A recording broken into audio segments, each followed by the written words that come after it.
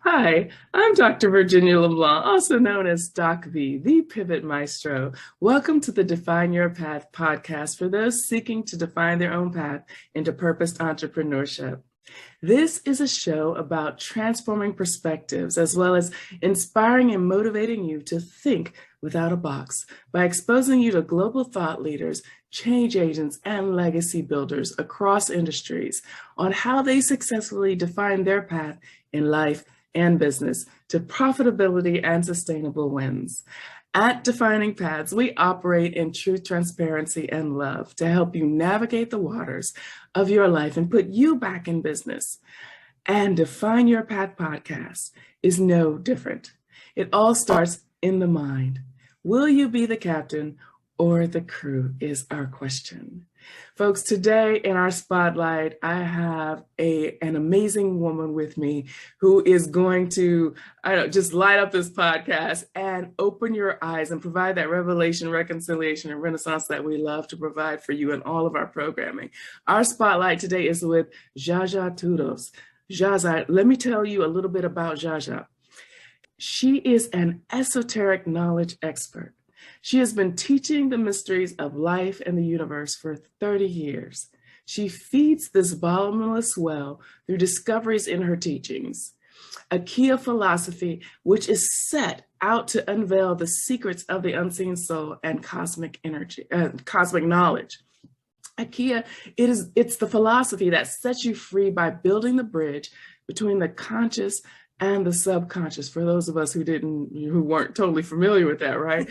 So Zsa Zsa is going to tell us all about it. She is well-known, well-traveled, well-read, and author of 11 books, and whatever she teaches, she has experienced it, folks. So she's speaking from her soul and from what she knows. Zsa Zsa, welcome to the show. Let me stop talking so we can bring you to the spotlight. Oh, thank you very much, Virginia. I am so very happy and delighted to be here, and of course, very honored. Yes, I would love to talk about anything you want me to talk about. Hi, people. Wonderful, wonderful. We look forward to hearing your story and how you faced your fears to love the skin you're in and pivot into pursuing your passion and soul purpose. Because, this is an area that a lot of people still have mystery and wonder or doubt about. So this is going to be extraordinary. 2 questions, Zsa Zsa, because we like to keep it simple. How have you defined your path, and how do you help others define theirs? And we'll flow between those 2 questions. So the spotlight is yours. Thank you very much. Well, I have to get back to the very beginning. I mean, the best place is really to start at the beginning, although we have to define our beginning because everybody's beginning is different. I want to start with a very intriguing sentence, really. It is intriguing because not many people talk about that. According to my philosophy, and that is my intellectual property, a human being is a blend of a soul and the body that is on the top of the evolutionary ladder of Earth. So as you can imagine, I mean, it's easy to say, but it is far more difficult to understand. Because with these 2, we are instantly connected to the universe and to Earth. And we are in between. And we have the privilege of actually having a channel built already in us, within us, with the universe. So with the knowledge of the universe. And of course, we have the tie to the ground, to the planet itself, because we have to stay here, we live here. Yes. So this sentence changes all the perspective about human beings and the whole humanity, and how we talk about mental and emotional intelligence and dysfunctions and healing and even scientific facts. So I thought I had to tell you that because when I was very small, I already had a channel with the universe. I always had a channel with the universe. I don't remember not having one. And, you know, it's nothing to do with being chosen or whatever. Everybody has the capability of having this channel. However, not everybody has the knowledge of the universe near the surface or near the conscious. So it was easier for me to actually push it into the conscious, and that's it from the subconscious, you know. And it took me quite a lot of time to understand and realize that not everybody was like myself, because I thought everybody was like that. You know? I mean,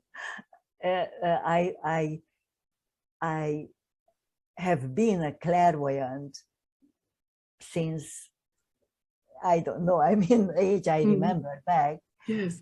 I read cards and I could heal, and, you know, not consciously though, just did whatever I felt like doing, and I was always very successful with all that stuff. And then one day, a friend of mine who studied Reiki, I must admit I had no idea what Reiki was that time. And she said to me, I was home in London from Brazil. I lived in Brazil those days. And she said to me, Zsa Zsa, do you want to have an initiation into Reiki 1? I said to her, well, I don't know what Reiki is, but I have some money and have the time, so let us do it. And I ended up telling her how to use the energies and what to do with the energies. Wow. And then I realized that, oh, people are teaching that. So it's not open for everybody just yet, you know. However, of course, everybody has the channel to actually do that. And then I started with Reiki, and I finished the Reiki education mostly because I really like to finish everything I start up. But at the very, very beginning, I ran into a lot of sort of cross lines, you know, and sort of questions, because I didn't understand. They were not interrelated. Yes. You understand? And as far as I could see, and still seeing, the whole universe, in the whole universe, everything is interrelated. Yes. Because we live in this big, great matrix. Although people talk about leaving the matrix, yeah, but they talk about really small matrices, because there are many small matrices in the great matrix, but you cannot really leave the great matrix because it holds the whole universe together. So, you know, I started to question all about the history behind Reiki and whatever, and I knew that it was sort of man-made story, man-made stuff, you know, and somebody really wanted to make a lot of money out of it. And sorry to say that, but that's how it goes. Although the Reiki symbols are really powerful and really good, and you can use them fabulously if you wanted to. And I really appreciate it as a beginning to healing. It is a great first step. So that was my first. And then I started to create my philosophy I call AKIA. It is an acronym of Atiru Keta Intara Mango, where that's the first language that I remember back was created on Earth. So I don't know, other people talk about whatever they talk about. It means Earth's consciousness in Atlantis. Well, I know people talk about Atlantis and not and whatever it is. You see, I didn't start with Atlantis. I arrived back at Atlantis when I started to sort of discover the path of humanity. And I arrived at Atlantis at the end. However, it's not the most important thing here. But the point is that then I realized that we need to pay a lot of attention to man-made layers because humanity is afraid of anything they don't know. And what they do is they don't want to know, but they put a label in it. Yes. You know, and they say, okay, that's that. And either, oh, we should know something about it, or oh, we shouldn't know anything about it. And that's it. And so that's what actually happens with everything nowadays. And it is with spirituality, it is with esoterics. I mean, one day I said, I'm an esoteric knowledge expert, and a colleague of mine was telling me, yeah, but I mean, Zsa Zsa, I mean, esoterics is astrology. I said, no. Well, astrology is in it, but it's not astrology. I mean, it is the highest knowledge possible for humanity. Yes. And it is a Greek word. We need to go back to the very beginning, to the root all the time. Yes. So, you know, that's what I am doing through my philosophy. You know, it's, oh, I'm sorry, I didn't mean to interrupt you, Zsa Zsa, but there's so many interesting things you just said that I wanted to ask you about before you share, like, how you help others. So you stated when you were young that, you know, there was, you weren't conscious about it, about your clairvoyance, that it was just something that happened. So I'm interested to know a little bit more about that.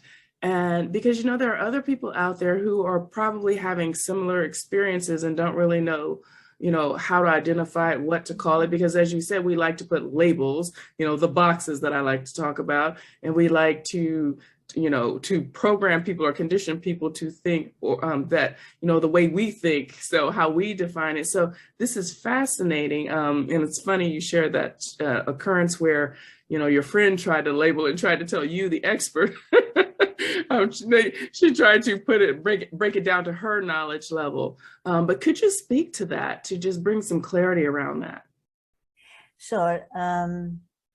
I was brought up in a sort of Romani family, gypsy family, you know. I have gypsy ancestors. Yes. And my grandparents, they used the gypsy cards, the tarot, everything. I mean, it was just way of living, you understand. Yes. And we talked about spirits and we talked about stuff not many people do. Well, Latin Americans do, of course, as we know from the House of the Spirits and from other places. But for me, it was a sort of way of life. And because my parents divorced before they got married, really, in one way or another, they got married only because I was on the way. And I ended up nowhere. I mean, nobody paid attention to me.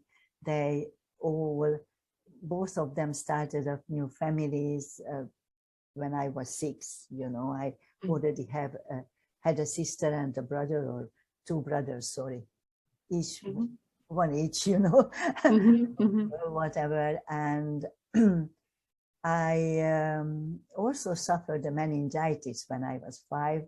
And I was in a hospital for a year or so. And everybody thought that I would die. But I started sort of singing. I was always singing, and I am still always singing. And somehow I sort of survived as such.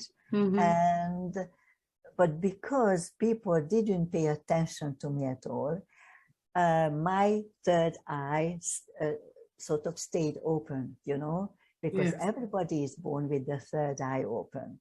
Yes. Only society, parents, and all the social media and whatever, they close it up. But actually, because nobody bothered with me, nobody paid attention to me, I am sure it was a very vital factor there. So it stayed open, and when I became conscious of the whole lot, quite early actually, then I started channeling the knowledge, consciously channeling knowledge down, and that's how I learned everything. And of course, I sort of looked up every possibility to mix with people who were knowledgeable. I never went to a course as such, but I learned in Brazil while I was living there for 2 years. I learned from the Orisha shamanic people. I learned Orisha, and I still teach Orisha shamanism. So I became an Orisha shaman. And of course, through that, I became a voodoo shaman, because I learned that too. And none of them are as people imagine. And of course, although it is the first step, I sort of learned witchcraft a bit later, but then again, it is really the first step. I teach witchcraft first, and after Orisha, and after voodoo. Yes. Sorry. There's so much, lore around. I like what you just said. It's not as people think it is. It's so much lore with, Hollywood and TV films or what have you. How do you, because our time is running and this is just fascinating. We could talk so much. How do you help people that you help define their path? How do you help them process that if they're coming to you as a skeptic, or they're trying to wrap their head around this?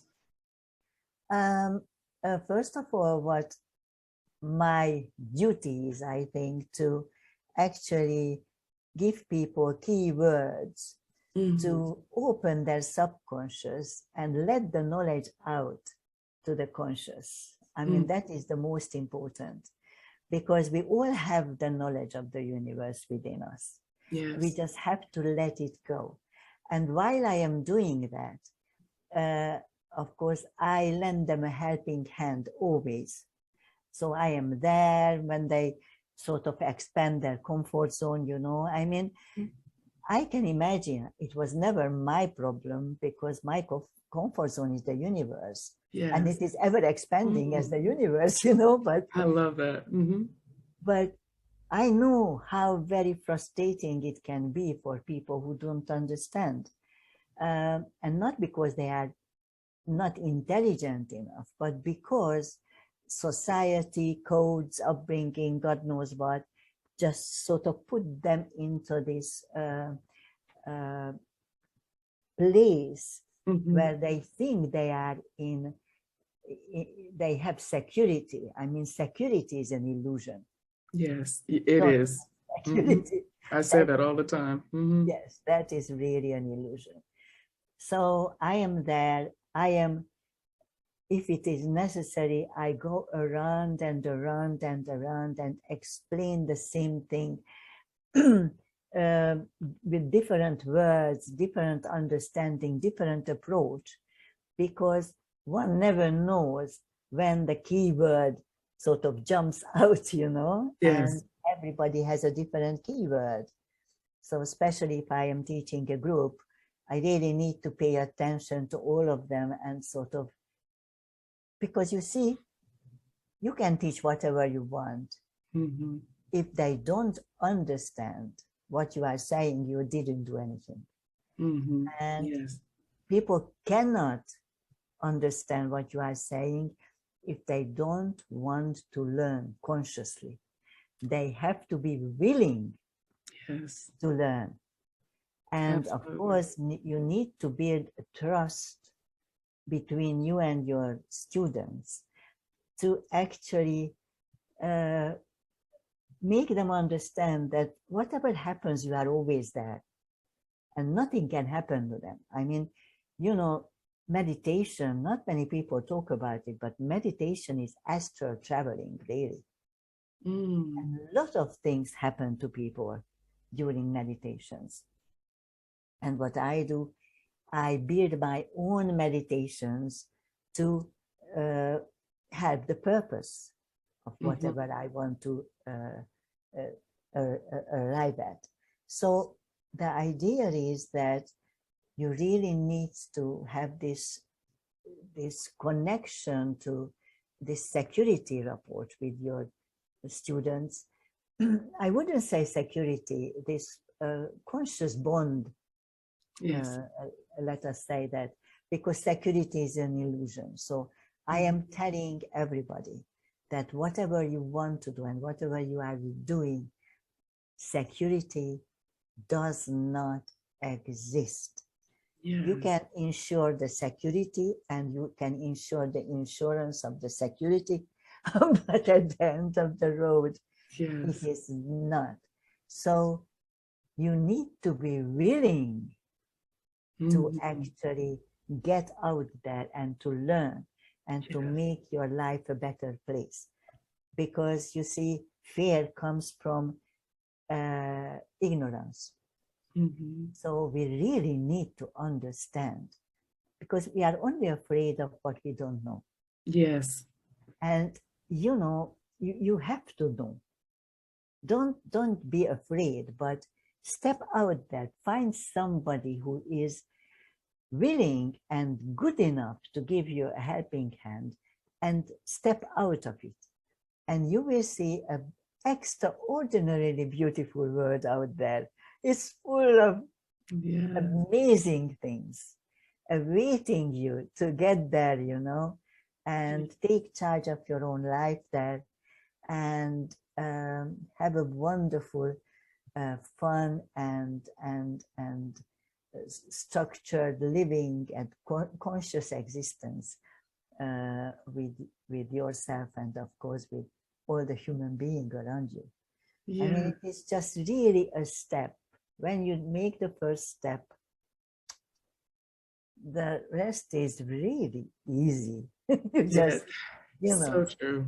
So true. And Zsa Zsa, that was a beautiful, my next question was going to be, what advice would you give, our listeners? And that was absolutely brilliant. So that was the universe just working together and just, our spirits flowing and, tapping into that same conscious stream. Absolutely brilliant. You left us with so many nuggets, so many diamonds to just help provide that clarity around a difficult subject. So thank you so much. And I love the fact that you brought it home with the connection to meditation, because that's something people can wrap their heads around a little bit more.